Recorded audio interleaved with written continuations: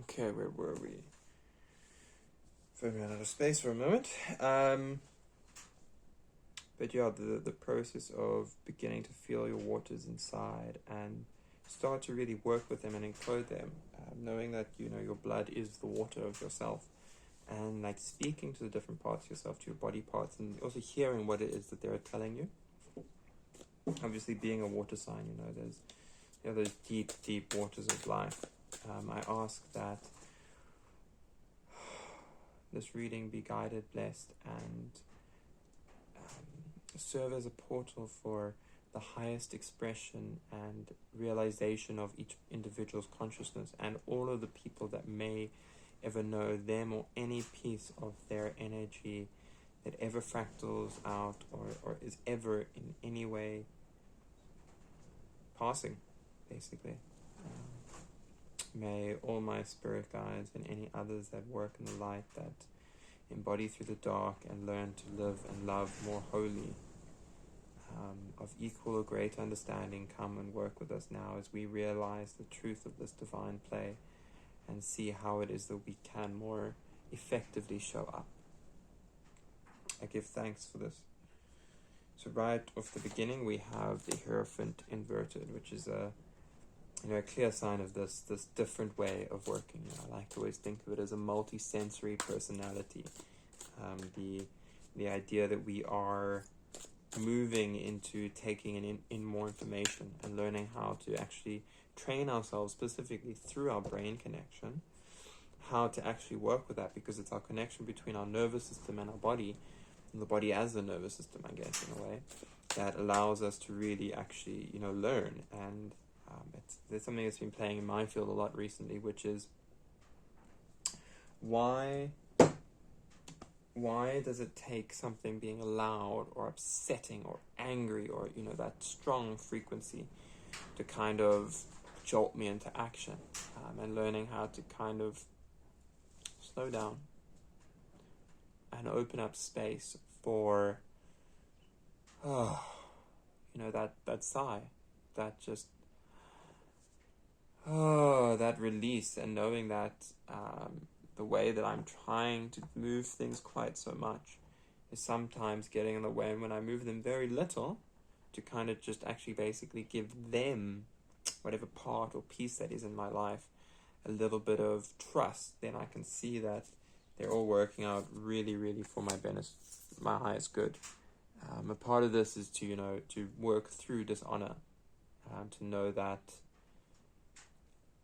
just because in the battlings with one's mind, there can be things that arise, or maybe the mind gets the better of you once or twice or 3 times, however many times, remembering that we are human and that dishonor may occur, but it's what we do in that space of dishonor that actually leads us to, keeping our promise to ourselves, and kind of seeing that promise as this beautiful gem of existence, and like it has all these facets and abilities and ways to shine the light, but it's about orienting to the light and knowing that is a possibility, and reminding ourselves that it's a possibility, not just in the mental realm, but actually choosing to try it out. I would say very much to try it out.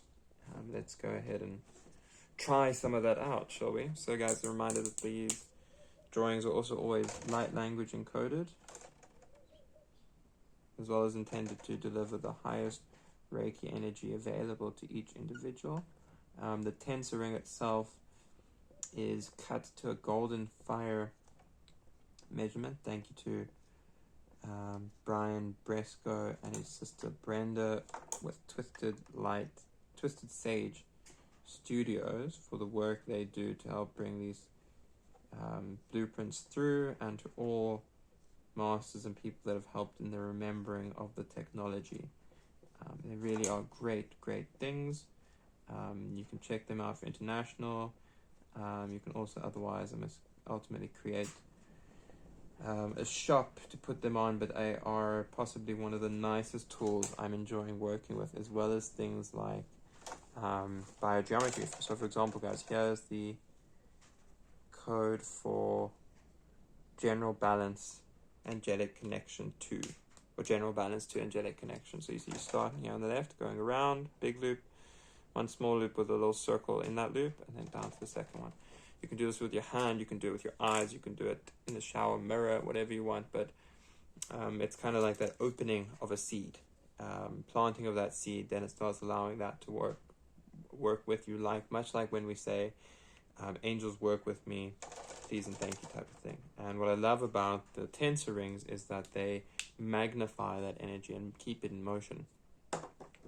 All of those things will be going up super soon. Super excited for that stuff, honestly. Here we go. So just what I'm seeing here right off the bat is how any impulse is naturally filtered through our 5 senses. Those 5 senses in turn create this box that we're looking through, and it's got this piece of mail, and you can open up and read the mail. And much like with any text or message or communication, we can see that there's only so much information that we can actually see based on how we look at things and how we know the person and how we read the words and all of these things, and it takes us learning to engage our mind in a way that it allows all of this other information, these kind of slower and more intended ways to come in for us to start getting more of the picture and personality of ourselves and the other piece. This does remind me of that one cartoon, I think, Hey Arnold. That could be significant to someone or to all of, to someone definitely. But I'm definitely recalling how he had a specific relationship with his family and perhaps his grandparents, and how it was in some way, he had this incredible view, I believe, at the top of the space he would stay, and it was kind of like his way to reach for love, to kind of have the stars all out and getting to see them everywhere. And this is also then speaking about remembering your galactic origins, and starting to take some time and space to delve into them. It doesn't need to be specifically meditation. Meditation will always work well, but also kind of opening space for whatever is coming through to come through in your alignment. Knowing that you just need to kind of take the deep breath and just open up a little bit of space, and just having faith that kind of does what it needs to.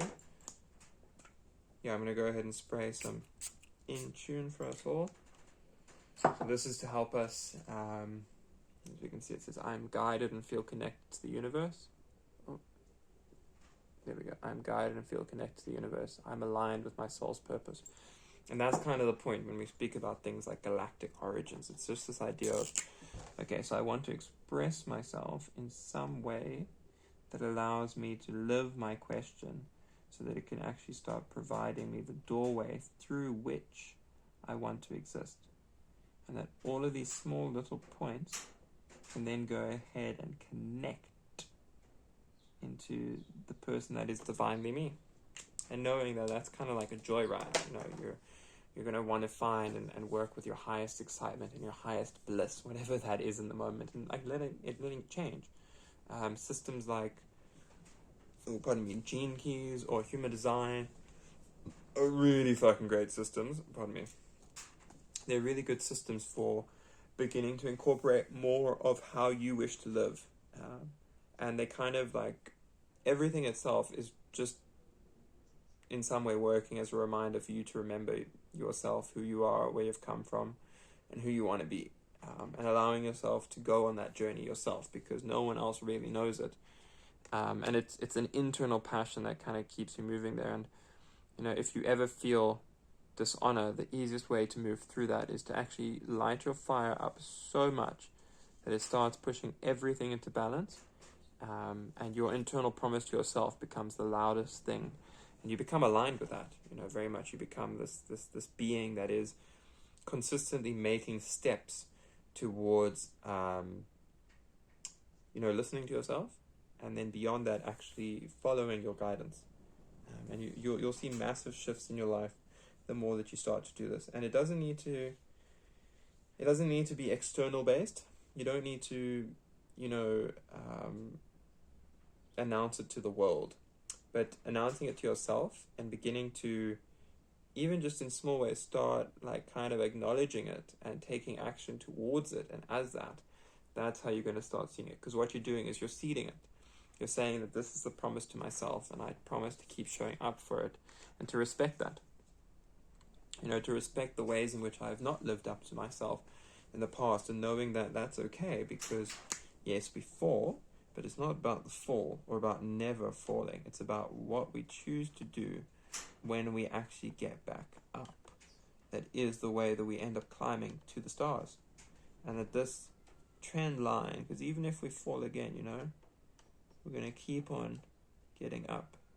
Because we're living in this circle of life, of light, we're going to keep having it that no matter what we do, we're going to actually keep going up and up and up and up and up and up. And we're going to start finding ourselves really back in circle with our guidance and what it is that we have. And we might sometimes be a bit blind to that, like you guys can't see the whole drawing. But it's a case of surrendering to knowing that that's the actual design of life. And that's fucking cool. That's really freaking cool. Part and parcel with that is also knowing that it's how we choose to energize ourselves. That's very important. Are we choosing low vibrational things, or are we choosing to, work on whatever it is that we can in that moment? Because sometimes we're able to work really high levels. And sometimes those high levels are very much out of our current sphere and space, because we're processing something that exists at a much lower level. And that's okay, but it's about finding community and connection with people around you as much as you can, that you can ultimately move through them. Because things are going to pop up that are going to need to be worked through, and it's just figuring out what on earth you do about it. Honestly, like what on earth do you go about doing with that? And that's again where, you're going to have to respect your process and kind of promise to continue respecting your process. The horizon might seem unclear. You might not know exactly where you're going. But the more that you learn to trust your own internal reading of life, the more readily you're going to be able to show up. And you'll also find that assistance shows up with you. And it's not to overthink what the assistance is, or where it's coming from, or what the cost is. Because I know myself, I sometimes have, what's it cost? There's no such thing as a free lunch. But to kind of really remember that at the truth of life is love, and it's learning how to see that your magnification of yourself, your living your true design, is naturally bringing life and love into action. Let's see, let's go for a middle of the deck. And this is calling you to work with your ego in a way, and by work with I mean acknowledge that it's there, and that it's not the enemy, so to speak. That's not to say be all egoic or better than anyone else, but it's to say to know that the structure is serving you as a survival mechanism, and there's a healthy level that needs to be integrated, in that that it's there to help you integrate spiritual truths and then be able to live them. Always being willing to put them down and assess your situation and look at your feelings, because your feelings are the things that are showing you how to better move forward, what it is that might look like, how it is that might feel or be as an experience, and then from there, you keep seeding and working and moving, and that's really going to start bringing you into the space of strength, and that strength is built upon trusting your own process.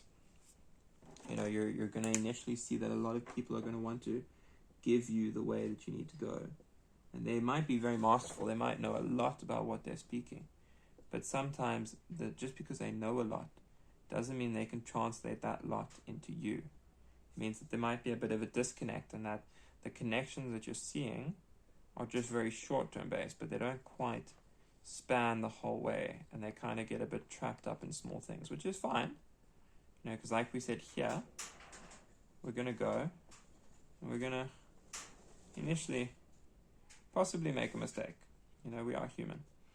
But then it's how we choose, and that choice is lots of small choices.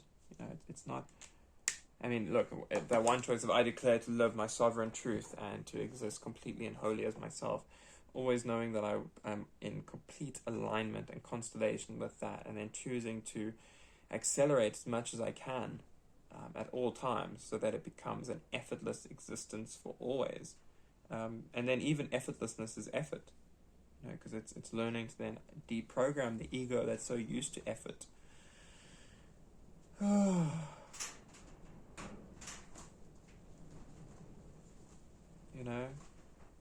Our greatest strength comes in acknowledging that we are a part of the infinite. And that sometimes, I'll give you guys another one that's really nice, just for this day and age. So this one is for depression. I find this one to be a great mood stabilizer, honestly. It just completely lifts everything.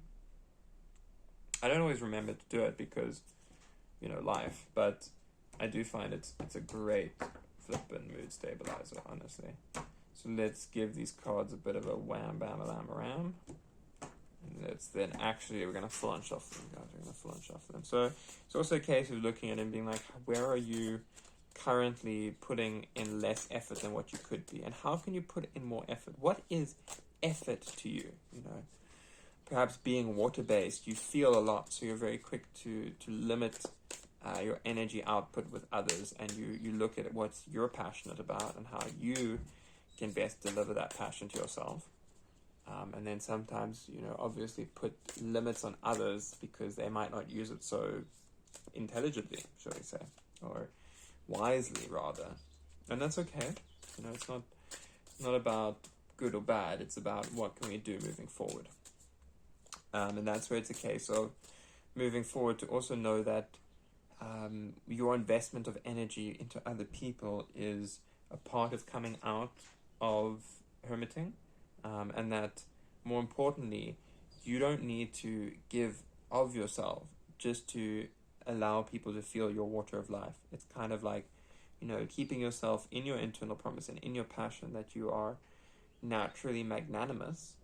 And as a result, you constantly have this overpour that you can see how people are just doing such incredible work, that they are, realizing their dreams and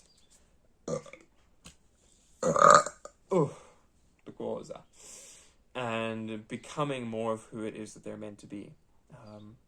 And that's where it's this healthy thing of you wanting to keep yourself centered in your own space and time, but not get so caught just in the space that you are confident that you forget to listen to your intuition, because your intuition will make sure that you're always where you're meant to be, and you're wanting to find certain levels of confidence in coming out of that cave, knowing that you can come out and still know exactly that you're going to listen when you need to go back in. And this means that the path might be a bit blurry from how it is that you got used to doing it, but you actually then just realized a more efficient route to start the whole process. And that's the whole point, is that sometimes we get a bit caught in how we feel like we need to do something, and we forget that we're actually the ones doing it. And as a result, we are always in control of what we actually do, and how that looks, and how that's going to affect other people to a degree. And there's obviously what worked in the past, what didn't work in the past, and how now can we move that brown cow? It's all good to pray on things and meditate and all that, but at a certain point there's also going to be a space of needing to actually put the effort in, get the tractor, and use it as a bazooka effect to go ahead and move what needs to be done. Let's see. Your internal passion and respect is what's going to give you the opportunity to look at what you're experiencing and actually see the honorable way to move forward. This also allows you to campaign and career your life into a better direction and opportunity, basically. It's great strength, and that strength might need to actually be shown to the outside world, because it seems like you know that strength is there, but it's then learning to integrate that in a healthy way, that you can show the suffering you've been through, and kind of let that be known to your community, not in the way of like hating on anyone, but actually in a very kingly, divine way, knowing that your charisma is born from lots of growth.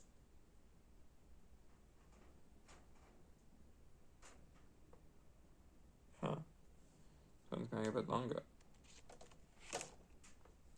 Must be the Vesica Pisces. And that charisma is actually what's allowing you to know that there are ways to move through this. And to begin to realize, okay, cool, so I'm wanting to share some of my teachings and tools. How can I do that? Because currently I've got this incredible backlog of things that's really great, but it's not quite shaping up into everything I would like it to be. There are pieces of it, and I can see parts of the divine portion, and I get the mail, which is really great, but it's not quite radiating outward the way I would like to. And that's kind of a bit of internal justice. In order for it to radiate externally, it needs to fully radiate internally. And that's a bit of a balancing act, where it's learning to balance your own charisma between arrogance and assurity, and being like an authentic authority, basically. Because if you're an assured, authentic authority, you know what you're speaking about, and you're wanting to help people. But that does also come with the requirement to see the other person's perspective, and also know that they're a unique human being that's going through their own process, and that process is taking time, and sometimes a little bit of guidance can really help, and sometimes it's the worst thing you could possibly do, because you're not entirely actually asking all of the questions, and we're just wanting to come in to help because, then I can do something, and there are points like that where I catch myself personally, or do my best to catch myself, realizing that, hey, I could go ahead and offer this person help, but is that what they're actually needing? Do they maybe not just need a friend, or just someone to just kind of bounce ideas off of, and for there to be a remembrance of one another? Because Cancer, you're a sign specifically where you feel deeply, so there's obviously so much information and awareness within you, but it's also about then learning how to balance that in a way that other people can actually receive it, because sometimes others aren't so willing or ready or wanting to feel so deeply, and that kind of puts them, for a space where your radiance, intuition, and ability to charismatically, sometimes too charismatically share things can be really, really painful to them. And what they're kind of asking instead is for you to see the dishonor that they may feel and learn how to honor them for it, knowing that the passionate journey that they move to acknowledging their internal promises is one that is respectful, and that it's a new journey always for them, that the confidence that they start mustering through that process is not to build an ego that's out of like malice or contempt, but rather learning how to come out of their cave and share what it is that they've learned through their suffering, and the strength that gave them, and the fact that actually put them in a position to really see things as they are, and then learn how to transmit them with this absolute wonderful way of life that brings in all of this connection and capability that actually exists here, for us humans, beings of light incarnate into fleshy forms, and that remembrance of the great mystery underneath it all that shines through us and, speaks in tongues of light language or whatever, bro. But yeah, however you choose to love is important. Whatever you choose to love is important. Just make sure that you're the one choosing to love it, and not what someone else taught you or imprinted or programmed you to love, because that just leads to more suffering. And that's also where a certain level of this magician element may be currently trapped or not so present, because there is this stuckness, this part of self that is not quite connected to all parts, because all the parts weren't seeming to be of that light, or knowing how to quite show. It's kind of like a kid that has a secret. Got a secret, can you keep it? No, which one can tell? You gotta lock it, put it in your pocket, and wear it to the well. So something like that. But it's basically the idea of, it's great to learn things, but the greatest learning we can do is in sharing, because we find that the piece we had was just a part of the puzzle, and it allows us to actually start really connecting all of these pieces with other people. And as a result, we then actually start bringing this into an alignment of a greater shape, because that then connects to that, which connects to that, which has this piece, which then has all of these other parts start to actually connect in. And it's slow at first, but then the networks start to connect, and it's actually then like this drill, multiversally moving through all of the parts of life, and actually starting to kind of build a bit of its engine. And then once this engine is formed, that's your radiance. That's you then learning how to actually start, get that radiance